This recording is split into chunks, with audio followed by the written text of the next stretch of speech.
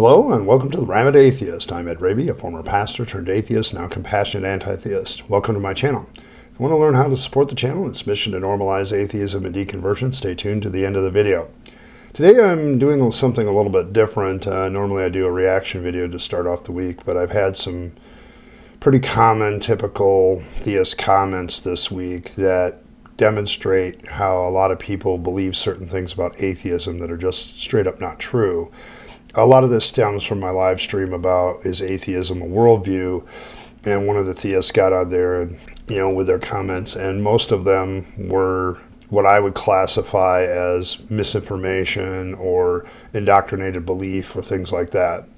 But there's also, over the years, I've gotten many comments on this channel about, what atheists believe and what atheists have to believe. So I'm going to give you 5 things that I've heard about atheism since running this channel that I know are not true. And who knows, maybe I'll throw in a bonus at the end of a 6th one. Number 1, atheists are just mad at God. It's really hard to be mad at something you don't believe exists. Okay, if you are, it's kind of like weird. I don't really have anger towards God. If I get angry at anything, it's usually theists who misrepresent atheists and other people who misrepresent what deconversion is all about, or deconstruction and reconstruction, things like that. I get mad usually at people's actions when they're wrong, particularly religious people's, but I don't get mad at God because that's kind of a pointless exercise. I don't believe in him, I don't believe in the devil, I don't believe in any of that stuff, any more than a lot of you theists out there that are Christians, for instance, don't believe in Odin, Thor, or Odin hung from the tree Yagra, so you don't believe in that, and you're not angry at him for not existing. I'm not angry at my old faith's God either, because I just find that to be silly. But most atheists aren't mad at God. If they're mad at anything, if they're angry at anything, it's usually how they're treated by theists and also what people say about them. They're also angry usually at the negative effects of religion that people just tolerate when they shouldn't have to. But mostly it's about things in the world if we're mad at anything, not something that's imaginary and doesn't exist. Number 2, atheists have morals based on subjective feelings. This is a great one that comes up all the time because people misunderstand what subjective and objective mean, because they usually take the more common debate of subjective objective in the world, which is subjective is related to the individual and objective is a fact. But in moral philosophy, subjectivism is the view that the moral status of our actions, whether they're right or wrong, is grounded in our subjective circumstances. In other words, the things that are going on. What are our beliefs about it? What is our evidence concerning the world around us? What is our reasoning about whether these moral things are morally right or wrong? In other words, there's a lot more to it than feelings, okay, when you talk about subjectivism. Unfortunately, too many theists and too many people that believe, subjective is about feelings, don't understand this moral philosophy definition, and so they go at you based on that. I don't know if this is a product of ignorance, but also probably a product of indoctrination that people believe this, because if you don't go into an understanding of subjectivism from a moral philosophy point of view, you're going to get this wrong every time. But the idea of subjectivism and moral philosophy is to take into consideration the situation, to take into consideration what harm is caused by the action, what benefit is caused by the action. There's a whole bunch of things to consider in subjectivism. And I was recently, I'm currently reading a book by moral philosophy by a Catholic, and I was very pleased that he, in his chapter about subjectivism, not only points this out, but lays out all the different schools of subjective thought, which there are many. So the idea that all my morals are based on feelings, no. Personally, on a personal level, my morality is usually based on virtue ethics, and so I follow the 9 noble virtues because I think it's a good list, but the idea of doing something that's human and virtuous and that beings applaud and trying to fulfill my own honor is a big part of my morality. So I'm actually probably more moral from a Christian standpoint than I ever was when I was a Christian. So I don't think that that's necessarily true. And you'd also have to ask a question. if atheists have this subjective moral feelings, why don't they act on that? Because we're very statistically underrepresented in prisons and jails. Number 3, atheists really believe in God, they just deny it in their unrighteousness. This is straight a Christian objection that I've seen many, many times. It's the Romans 1:18 through 20:23, depending on where you want to stop. Paul is writing to the Roman church, and he says, that we just, we really do believe in God. We just suppress it because we want to sin, sort of thing. This is how I know that Paul was full of shit. Okay, I hate to cuss there, but I am an atheist. I've been an atheist for a long time. I really genuinely don't believe in God. Now, whether you accept that or not, I know that is what tells me that the book of Romans is Paul's opinion, man. Okay, it's him. And the problem with people who want to use verses of scriptures against Christians is they've been indoctrinated to think that there's absolutely nothing wrong with the Bible, that the Bible is flawless, that it has no contradictions, that a lot of it is an opinion, it comes right from the throne of God. But Paul is writing a letter to an existing church. That's the situation. And Paul is giving his opinion about people who don't believe in God, and he's wrong.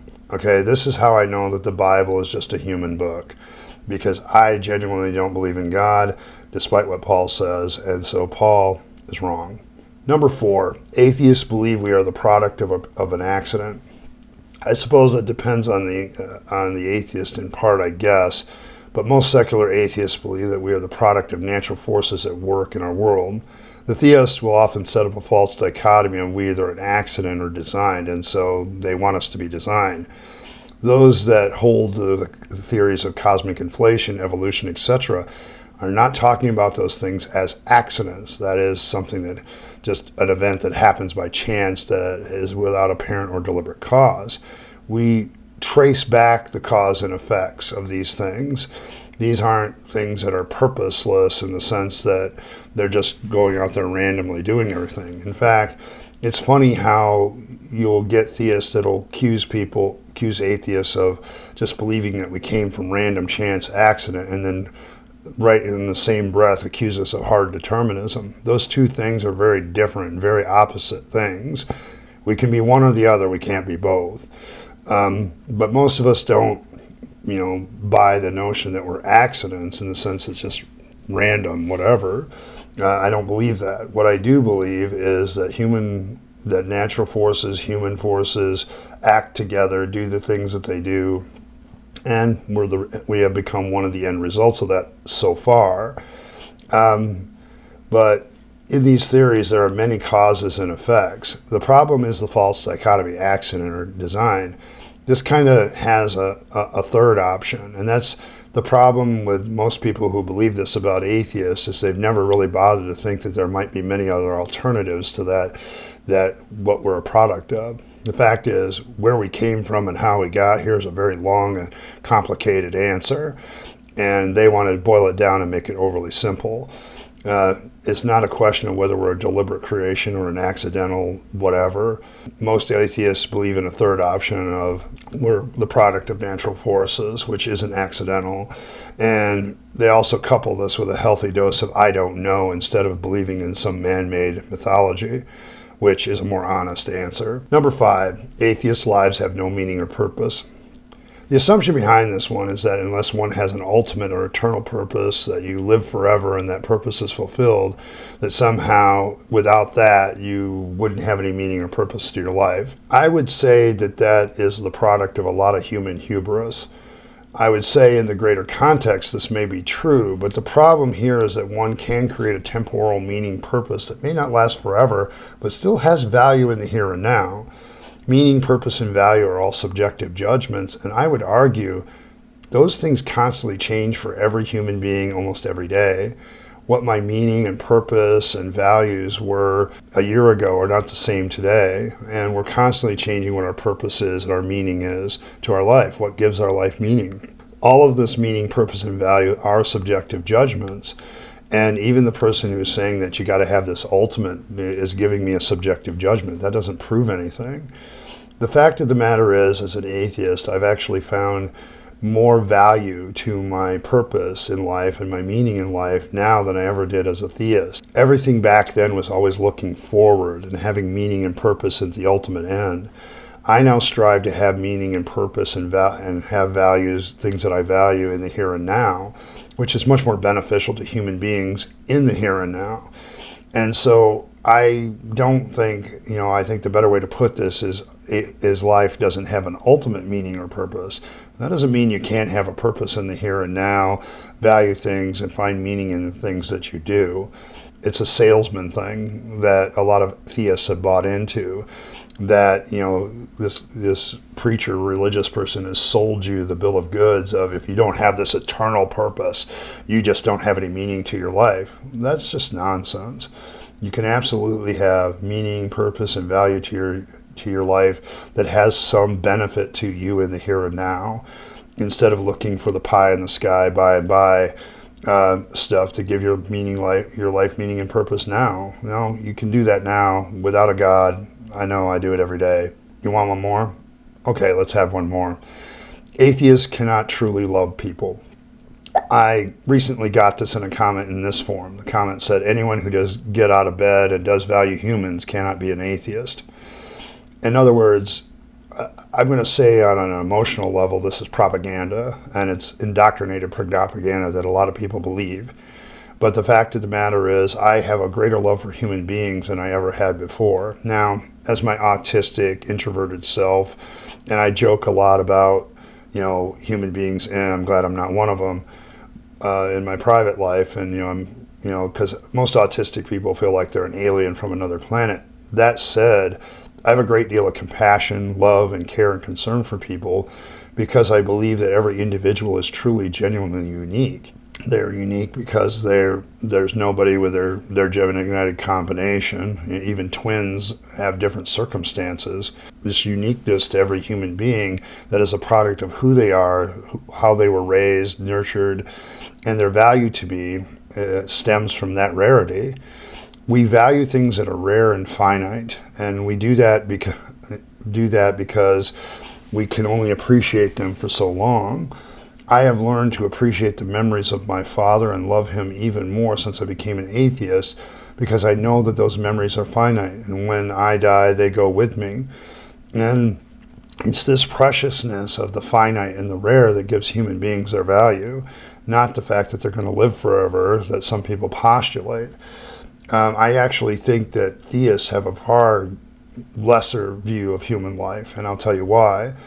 If you follow the Bible, for instance, which a lot of theists that come to this channel do, most of them are Christians or Islamic, they will sit there and tell me and try to justify how God kills humans. I literally have a series of videos on when God kills, showing the callous disregard that Yahweh has for human life. Somehow they will justify this, and by the very act of justification, they tell me, humans are only valuable if they're valuable to your God. Okay, you're the one that has diminished human value. I look at every human being as equally important to myself. Okay, and that's a selfish consideration, by the way, but I'll maybe get into that some other time. But the point of the matter is, it's the theist who sits there and says some people are going to be annihilated or burned in hell forever, or not get the results of paradise. Even if you have an annihilationist point of view, there are only some people that are going to get to live forever and everybody else gets to suck it. How does that value human life? How does that show you that you care about human beings? You only care about the human beings that are going to make it.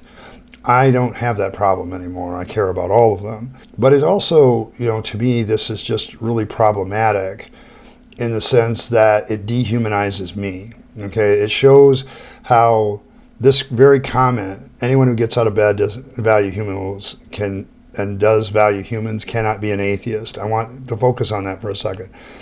And the person who does value humans cannot be an atheist. In other words, because I lack a belief, I can't value humans. And I won't, first of all, want somebody to connect the dots on that.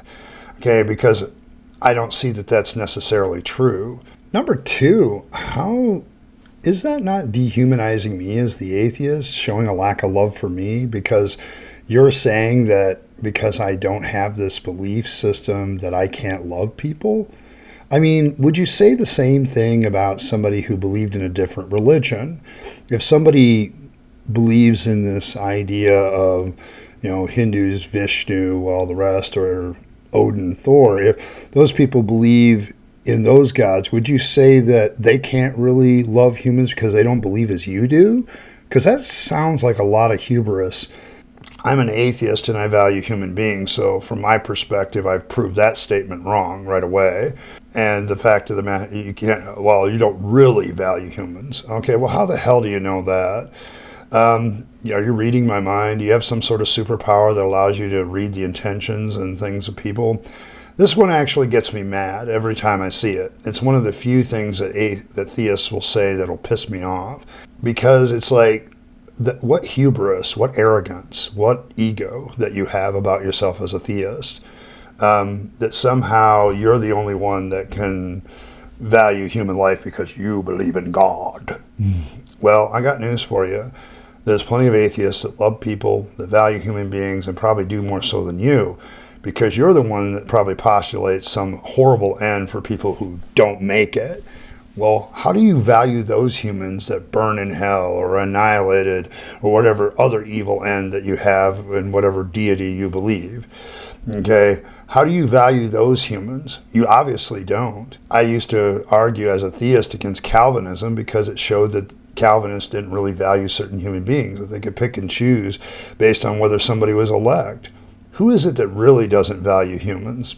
I don't think it's the atheist. The atheist is saying everybody's valuable, everybody's precious, everybody's finite, and we need to really rally around each other and value each other. That's what I say as an atheist. Now, are there atheists out there that don't give a damn about humans? Sure. But at least they're not diminishing human life by saying there's some internal destiny that's horrible and forever for them. Well, that's my 5 things that people believe about atheists that are not true, plus with a bonus thrown in. I really, this comment that I pulled the last one from really got me going. If there's anything, it's comments like this that tell me that the nature of this channel and the mission of this channel still needs to go forward, and it's really good motivation for me. Every time I see this comment, theist, by the way, it just motivates me to do this channel even more, so keep saying it. Okay, it's wrong, and you're going to demonstrate how silly you are and how arrogant you are every time you say it. But also, it motivates me to continue to do the work until comments like this disappear from the planet. This channel will have a mission. So there you go. Thank you very much for motivating an atheist to continue to do his work. Well done. Thanks everybody for stopping by. I hope you enjoyed this video. I'd like to hear some comments. I'm changing my rotation a little bit and the way I do videos, so be patient with me this week. If you're watching this close to the live event, I'm changing things in my apartment. The background behind me is probably going to change eventually, and things like that. I've picked up another box light, and I'm going to try to, so I don't have this thing right in my face like it is now. I want to move things so they're off to the side, so I get lighting that way instead, and it doesn't bother my eyes while I'm doing. Part of the reason I don't look in the camera is autism, but the other reason is the light is like right there and it hurts my eyes. So I've got to figure out a way to do that. So be patient with me. I want to thank all my members. Continue to be patient about that. I'm going to find a different way to recognize you, hopefully. If not, I'll revamp my procedure on how to do that so I can keep up with the changes in membership that occur on a regular basis. But thanks for stopping by. I appreciate every like, share, and subscribe. Please like the video. It gets me noticed. I truly do appreciate that. And as always, live your best life. You only get one go around and then it's over. Your life is very precious for that reason. And so you don't want to waste your time, your money, your opportunities on things of trappings of religion and faith and believing that you have to have some grandiose purpose. Instead, give them to yourself, to the people you love and care for, and who make this a better world. You'll be happier if you do. And as always, thanks for stopping by, and I'll catch you next time.